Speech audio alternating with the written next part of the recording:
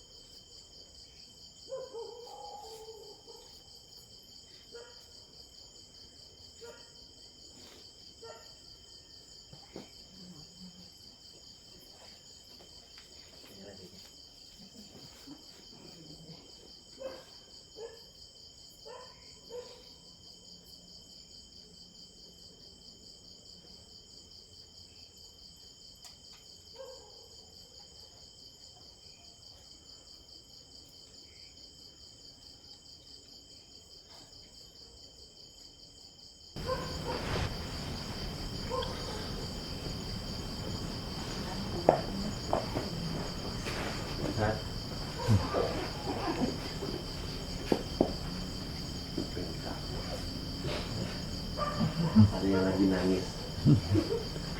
Flu ya? Tadi Ko Paulus sudah minta itu obat flu. Macet hidungnya. Kemarin mungkin itu hujan seharian.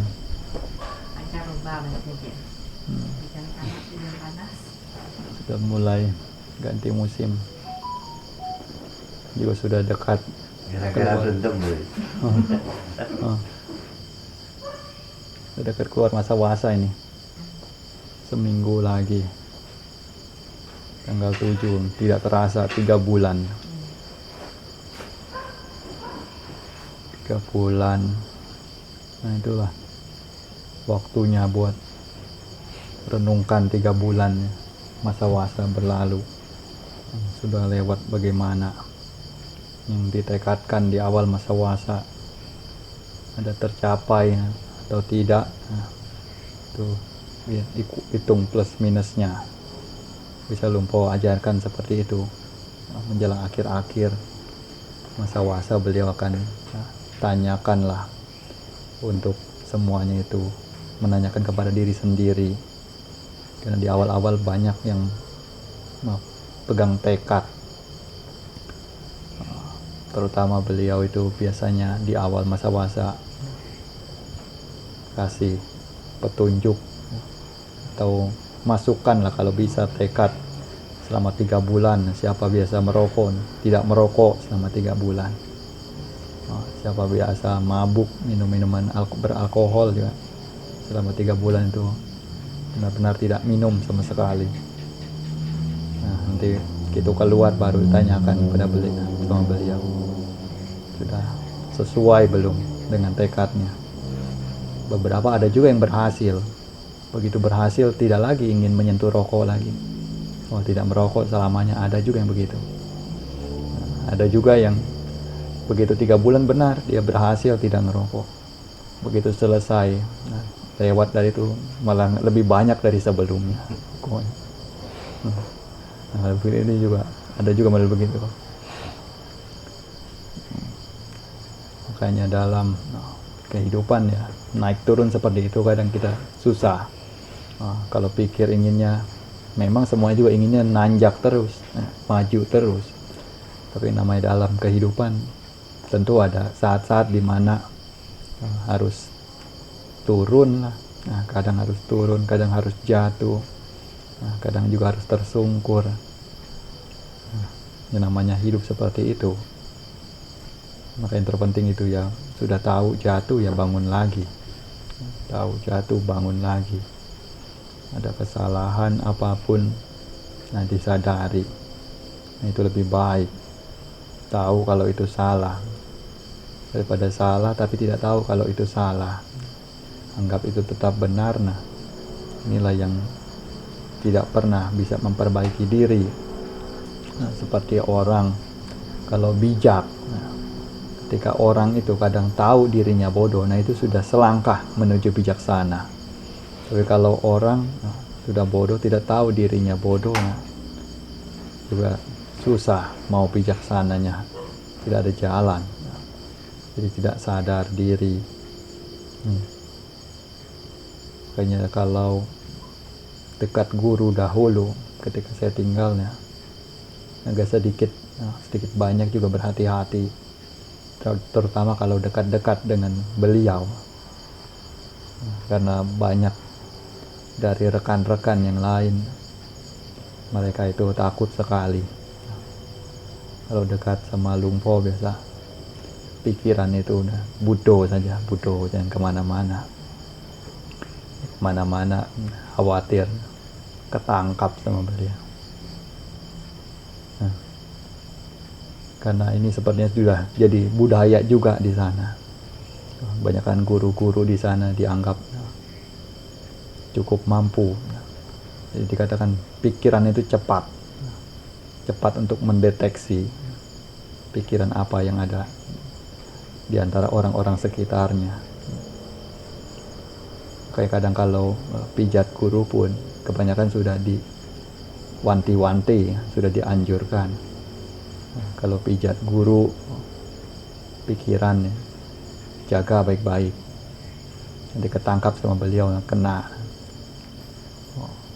Makanya itu kebanyakan ya benar-benar budo itu berguna sekali. Bagaimanapun budo saja, berpikir macam-macam. Tapi sebenarnya kita juga tidak perlu sampai setakut itu, sampai setegang itu. Karena beliau juga, kalau seandainya beliau dapat mendeteksi pun, beliau juga akan pikir-pikir lagi. Kemungkinan begitu. Terlebih beliau kan umumnya memiliki meta, memiliki cinta kasih. Kalau tegur pun ya tegur atas dasar cinta kasih beliau. Makanya lihat banyak pelajaran ketika tinggal bersama dengan guru Pak Acan. Jadi semakin beliau tua juga, semakin banyak yang ingin dekat. Semakin tua semakin laku.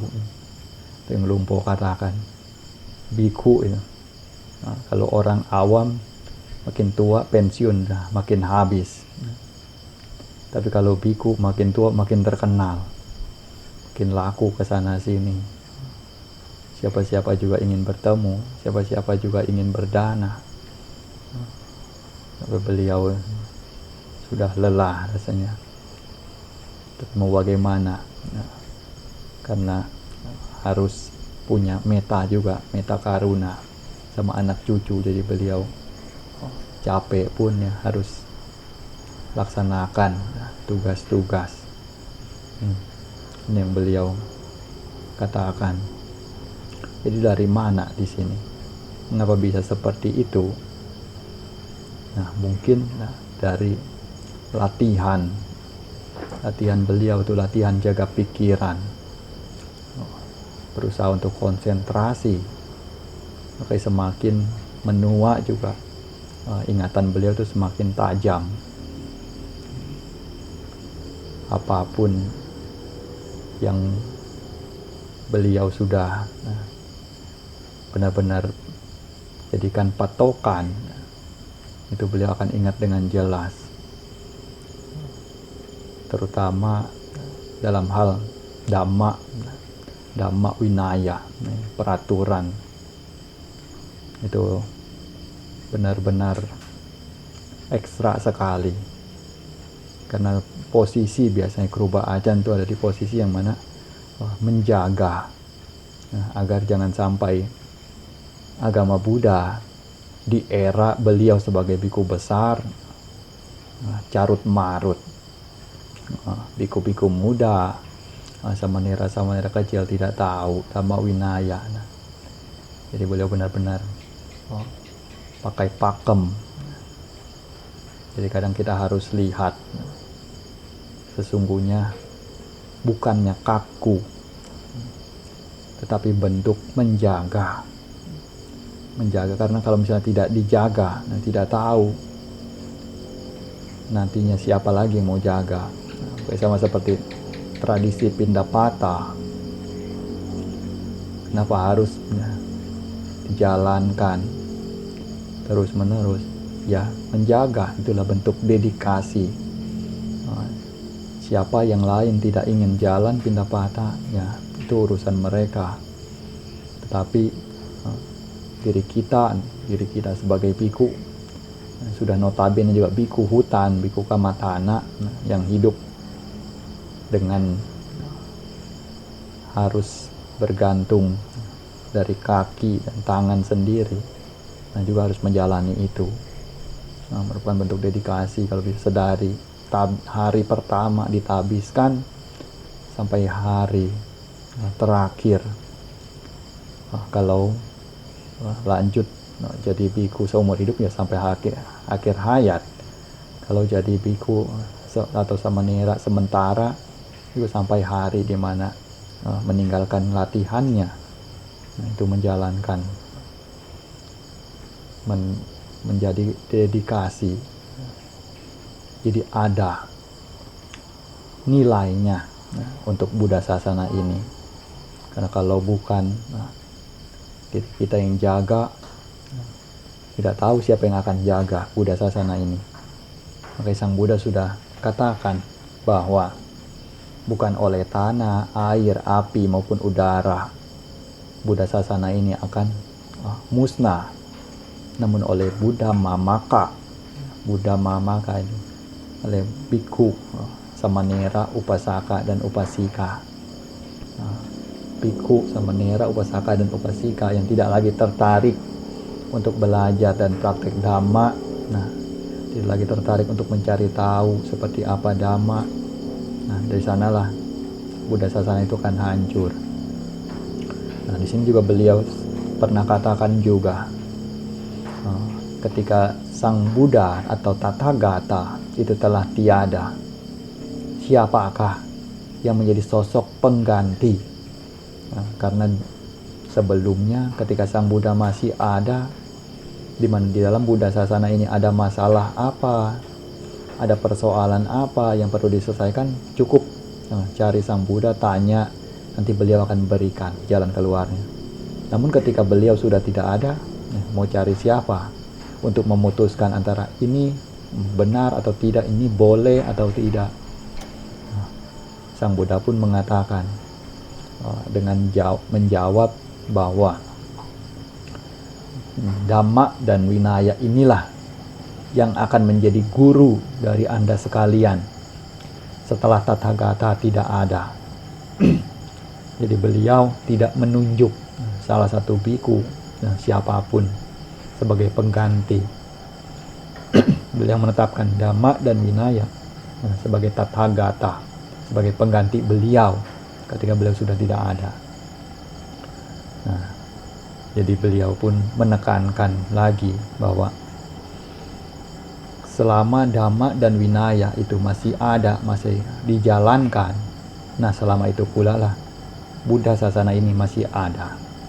Jadi ketika Dhamma dan Winaya itu sudah tidak lagi dijalankan, sudah tidak lagi ada orang yang mengenalnya, maka saat itu juga lah Buddha Sasana ini berakhir. Saat ini kita beruntung, tentunya masih dapat mengenal, dapat mempelajari, masih banyak orang-orang atau biku-biku yang praktek dengan baik, praktek dengan benar, di mana mengikuti sesuai dengan Dhamma Winaya yang diajarkan oleh Sang Buddha. Makanya jangan sia-siakan kesempatan, walaupun dalam kehidupan tentunya akan selalu ada, godaan akan selalu ada, jeratan karma buruk mungkin yang sulit sekali untuk dihindari. Tetapi harus sadar bahwa itu semua sebagai kesalahan jika memang sudah terlanjur, dan berusaha untuk memperbaikinya, mengubah diri, bukan memperbaikinya itu ulang lagi ke masa itu, karena semua yang sudah dilakukan sudah terjadi, tidak akan bisa lagi diperbaiki, tidak bisa lagi diulang lagi. Tapi cara terbaik memperbaikinya itu adalah dengan hari ini, saat ini, itu menetapkan diri agar dapat lebih baik dibandingkan yang sebelumnya. Inilah cara terbaik untuk mengatasi kesalahan di masa lampau. Tapi kalau misalnya terus menerus terjerat di sana, terus menerus jatuh di lubang yang sama, nah itu artinya juga tidak ada perkembangan, tidak belajar dari kesalahan. Itu layaknya keledai, hari ini jatuh di lubang itu, besok juga lewat situ, jatuh lagi di lubang itu. Nah, tapi sebagai manusia juga hendaknya tahu, pernah jatuh di sana, hari esok jangan sampai lagi jatuh kembali, baru bisa dapat dikatakan maju. Jadi memang kehidupan itu untuk menuju ke jalan yang benar tidaklah mudah. Tidak sembarang orang bisa melalui itu. Bahkan mungkin orang-orang di dunia ini yang kita katakan begitu hebat, seakan tidak punya masalah dalam hidupnya pun, pastinya ada sisi-sisi yang mana kita tidak ketahui seberapa banyak orang itu harus mengalami kegagalan sebelum akhirnya dapat sukses. Seberapa banyak orang tersebut harus jatuh bangun, bahkan mungkin jauh lebih menderita dibandingkan apa yang diri kita itu alami. Ini juga tidak sedikit. Makanya ketika kita memahami akan hal ini, hendaknya memahami akan karma. Jadi jangan sampai atau tidak perlu untuk membanding-bandingkan diri kita dengan orang lain, membanding-bandingkan dengan siapa yang mungkin lebih beruntung ataupun lebih cerdas, lebih bijaksana. Tidak perlu membandingkan demikian, karena masing-masing juga sudah punya timbunan karmanya masing-masing. Ya, kalau ingin hidup bahagia, ya berusahalah untuk berbuat baik sebanyak mungkin, berusaha untuk menanamkan pikiran yang baik, pikiran yang positif, ucapan yang baik, perbuatan yang baik, mengurangi kejahatan, mengurangi keburukan, pikiran, ucapan, perbuatan yang buruk. Kalau bisa itu berkurang, ya sudah pasti bahagia. Kan mengapa kita menderita? Nah, karena kilesa itu, karena kekotoran batin yang menekan. Tapi begitu kekotoran batin itu berkurang, nah saat itu juga penderitaan berkurang. Saat penderitaan berkurang, ya saat itu juga lah bahagia mulai dapat dirasakan. Nah, semuanya sebenarnya sesederhana itu. Tetapi ketika kita tidak dapat untuk dengan jeli melihatnya, ya semuanya seakan samar-samar, seakan begitu sulit untuk melihat dengan jelas, layaknya air yang penuh dengan lumpur yang mengapung, sulit untuk lihat dasarnya. Beda dengan air yang sudah dibiarkan tenang sampai lumpur-lumpurnya mengendap. Nah itu, dan ketika sudah jernih juga dapat lihat apa yang ada di dasarnya. Nah, ini cara untuk latih pikiran kita, latih untuk cari kebahagiaan di dalam diri. Nah, jadi tidak sampai terlalu menderita. Bagaimanapun harus puas dengan menjadi diri sendiri, harus dapat juga mencintai diri sendiri. Nah, karena ini yang utama. Kalau diri sendiri saja tidak mencintai diri sendiri, jangan pikir bisa mengasihi orang lain. Karena Sang Buddha juga sudah nyatakan bahwa sesungguhnya di dunia ini tidak ada seorang pun yang tidak mencintai dirinya. Kalau misalnya bisa dibilang siapa yang paling dicintai, maka siapa yang paling dicintai, jawabannya adalah yang paling dicintai adalah diri sendiri. Kalau tanya siapapun ya pasti demikian. Jadi ketika bisa mencintai diri sendiri, nah harusnya tahu bagaimana caranya. Kalau mencintai diri sendiri tetapi tidak tahu caranya, yang ada buat menderita. Tapi kalau tahu caranya, jadi bahagia. Ini beda. Mencintai diri sendiri lalu biarkan memanjakan diri, nah ini salah jalan. Memanjakan, tidak ingin keluar tenaga, tidak ingin belajar, malas, yang penting menuruti semua kemauan diri sendiri karena mencintai diri sendiri katanya. Nah, ini salah jalan. Kalau mencintai diri sendiri, harus berusaha, harus belajar, harus berjuang, raih cita-cita. Nah, itu baru mencintai diri. Jadi kadang kalau lihat, inilah kebalikan kadang. Kalau tidak ingin meditasi, tidak ingin menjaga sila, tidak ingin berdana, karena mencintai diri sendiri, itu salah. Karena itu sedang arahkan diri sendiri ke neraka itu. Tapi kalau misalnya mencintai diri sendiri, rajin-rajin berbuat baik, berusaha untuk menjaga sila, praktek cita bawana, walaupun itu seakan-akan menekan diri sendiri, seakan-akan menyusahkan diri sendiri. Nah, apa yang mencintai? Tetapi itulah yang mencintai diri sendiri karena sedang bangun jalan untuk menuju kebahagiaan. Nih. Jadi kalau bijak, bisa bedakan hal tersebut sehingga ke depannya itu hanya akan ada kebahagiaan-kebahagiaan yang siap untuk dipanen. Namun juga tidak sampai melekat pada panen itu. Tetapi bukan berarti juga panen itu tidak dibutuhkan. Jadi kadang kebajikan, memang kalau dipikir, tidak semestinya kita juga melekat pada kebajikan. Tetapi kita perlu kebajikan itu. Layaknya kita ingin pergi ke pantai seberang. Tentunya harus menggunakan perahu. Nah, kebajikan itulah ibaratnya perahu tersebut yang kita pakai untuk sampai ke sana. Kalau tidak ada perahu ini, kita mungkin akan sulit sekali. Mengandalkan berenang saja mungkin juga sudah kelelahan, bisa tenggelam.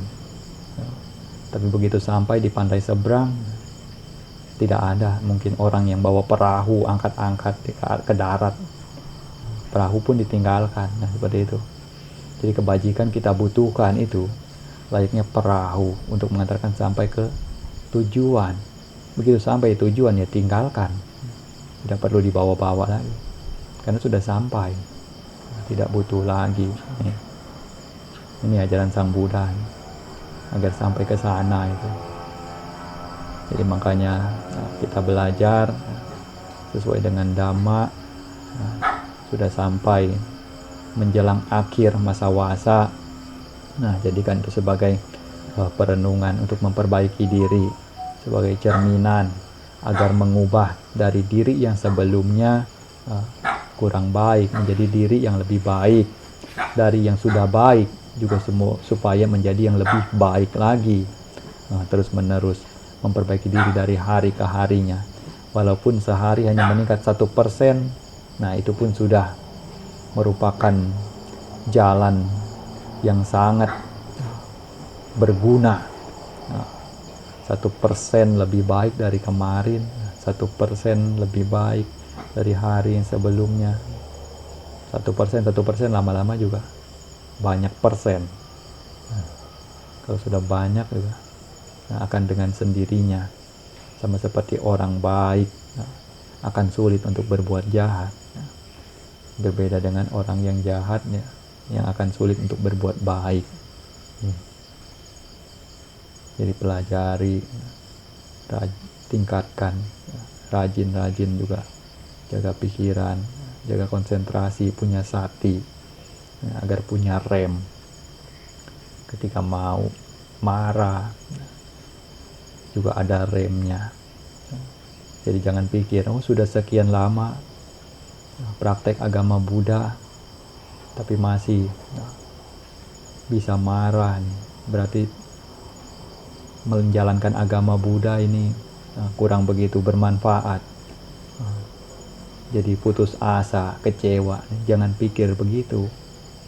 Kalau mau bandingkan, pikir waktu sebelum kenal Buddha Sasana bagaimana.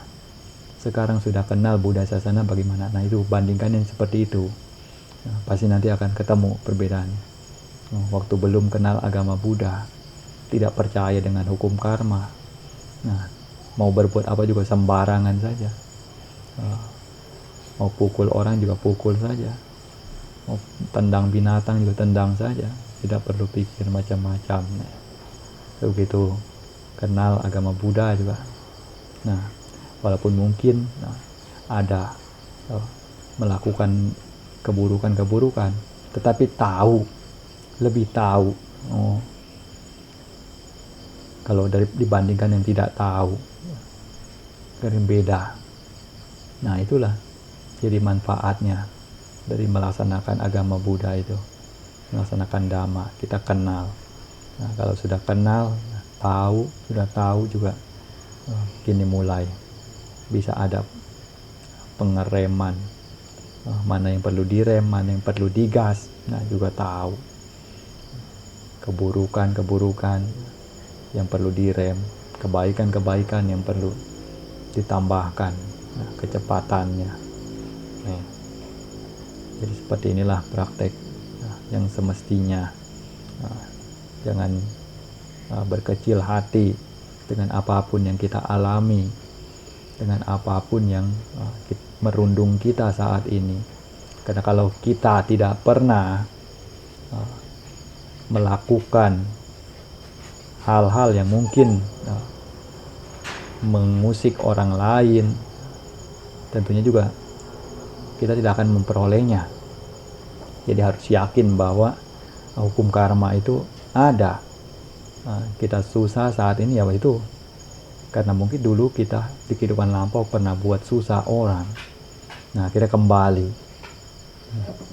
Jadi bukan berarti sebelumnya tidak pernah berbuat, lantas kita mengalami karena tidak mungkin. Apapun itu, pastinya ada sebabnya.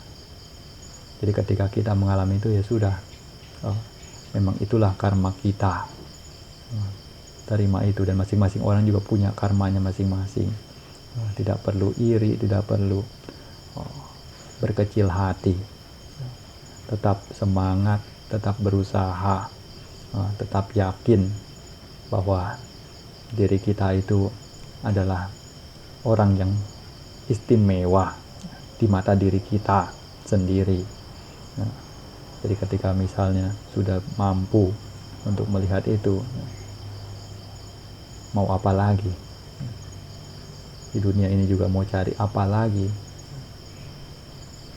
Kehidupan itu kan hanyalah singkat. Jadi yang terbaik itulah cari Dhamma sebanyak mungkin agar bisa terbebas dari penderitaan. Sudah tahu lahir ke dunia, walau lahir jadi manusia pun tahu menderitanya seperti apa. Nah kalau bisa tidak lahir lagi, pasti akan sangat damai sekali, bahagia sekali, kebahagiaan tertinggi.